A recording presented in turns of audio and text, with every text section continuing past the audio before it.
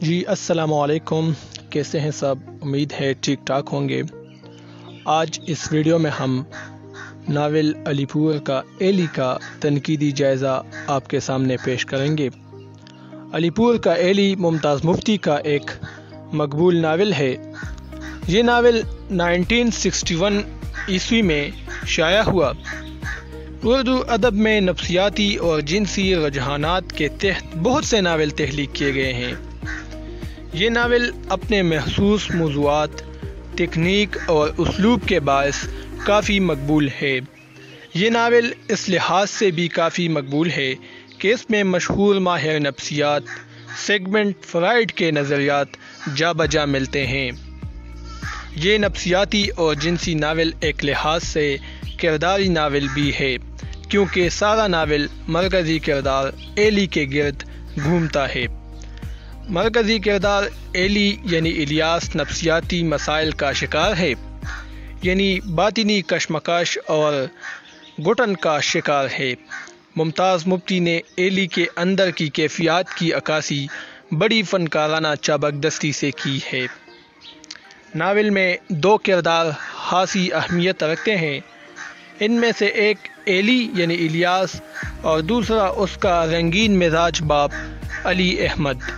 علی احمد کئی شادیاں کرتا ہے۔ ایلی کے گھر کا ماحول نامناسب اور ناسازگار ہے۔ ایلی جنسی دباؤ کا شکار ہے، جس کی وجہ سے وہ بہت سی نفسیاتی الجھنوں میں گرفتار ہے۔ وہ خود کو انجان خوف میں مبتلا پاتا ہے۔ ایلی کی ماں سارا دن اپنے سوتنوں کی خدمت کرتی ہے۔ سوتنے یعنی اس کے خاوند کی جو دوسری بیویاں ہیں، تو سارا دن ایلی کی ماں اپنے سوتنوں کی خدمت کرتی تھی۔ یہ مغلوب ذہن کی عورت ہے۔ ایلی اگرچہ محبت کا طالب ہے، لیکن جنسی طور پر عورتوں سے متنفر بھی ہے، عورتوں سے نفرت بھی کرتا ہے۔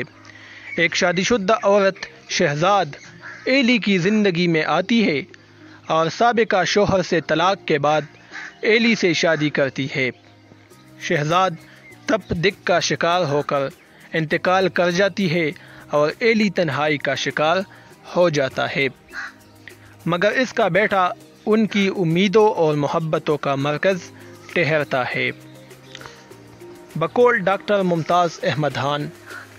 ڈاکٹر ممتاز احمد خان اپنے مقبول کتاب آزادی کے بعد اردو ناول ہیئت، اسلوب اور رجحانات، اس میں لکھتے ہیں کہ نفسیاتی اور جنسی رجحان پر یہی ناول پورا اترتا ہے، کیونکہ اس میں ممتاز مفتی نے فنی لحاظ سے جنسی نگاری کے تقاضوں کو پورا کیا ہے۔ علی کا ادیڑ عمر باپ یعنی ایلی کا ادیڑ عمر باپ حسین عورتوں سے شادی کرنے کا شوقین ہے۔ ایلی بچپن سے جنس زدہ ماحول میں رہنے کے باعث محرومیوں کا شکار ہے۔ ایلی احمد علی کی پہلی بیوی سے ہے اور ایلی کی ماں مظلومیت کی علامت ہے۔ ایلی کی ماں غلامی کی زندگی بسر کرتی ہے۔ ایلی نے بچپن سے ہی اپنے والد احمد علی کو جنسی افعال کرتے دیکھا۔ ایلی کو یہ احساس ہے کہ ان کے والد احمد علی کی نظر میں ان کی اور ان کی والدہ کی کوئی اہمیت نہیں ہے۔ ایلی ایسی عورت چاہتا ہے جو اس کو ماں کی ممتا بھی دے، ماں کا پیار بھی دے اور ان کے فطری تقاضوں کو بھی پورا کرے۔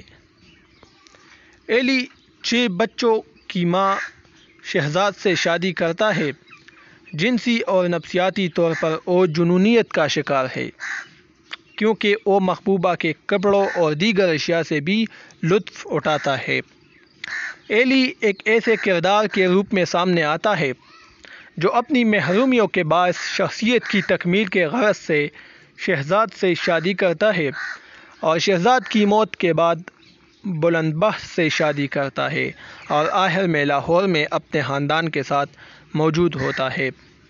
گویا آخری عمر میں وہ شادیوں کے معاملے میں اپنے والد علی احمد جیسے بن جاتے ہیں۔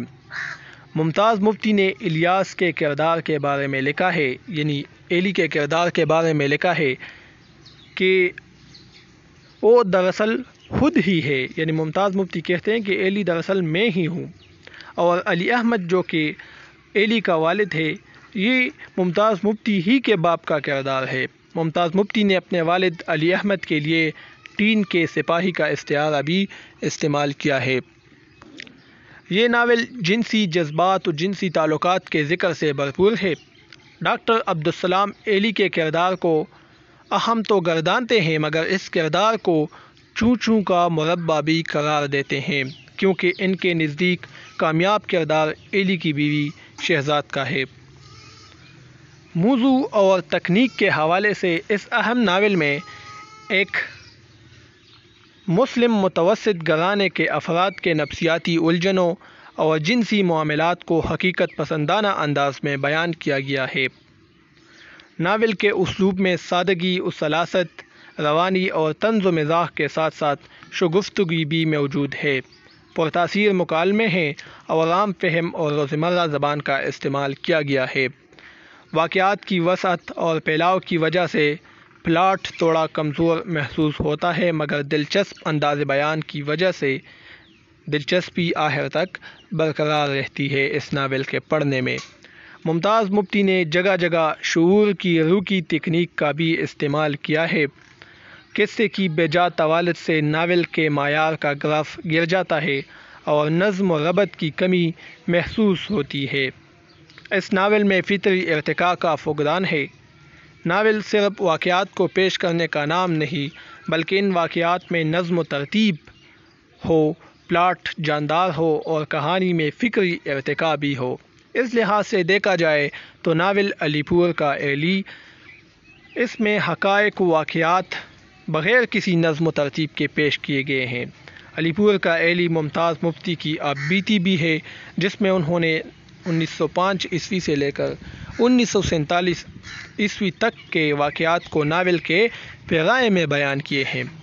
اس ناول کو جدید دور کا فسانہ آزاد بھی قرار دیا جاتا ہے جبکہ ابن انشا نے اس کو اردو ناولوں کا گرو گرنتھ قرار دیا ہے۔ اس ناول کے حوالے سے ڈاکٹر سہیل بہاری نے کہا تھا کہ جس نے یہ ناول نہیں پڑھا اس نے کچھ بھی نہیں پڑھا۔ موضوع کے حوالے سے اس ناول پر سگمنڈ فرائڈ کے نظریات کے اثرات واضح محسوس ہوتے ہیں۔ ممتاز مفتی نے جس طرح مرکزی کردار ایلی کو پیش کیا ہے وہ ان کے مشاہدے، تجربے اور فنکاری کا ثبوت ہے۔ ممتاز مفتی نے جنسی افعال کے اظہار کے دوران بھی ادبیت سے کام لیا ہے۔ علی پور کا ایلی نفسیاتی اور جنسی رجحان کا حامل ناول قرار دیا جا سکتا ہے۔ تو یہ آج کی ویڈیو تھی، امید ہے آپ لوگوں کو پسند آ چکی ہوگی۔ اب مجھے اجازت دیجیے، انشاءاللہ پھر نیکسٹ ویڈیو میں ملیں گے۔ اللہ حافظ۔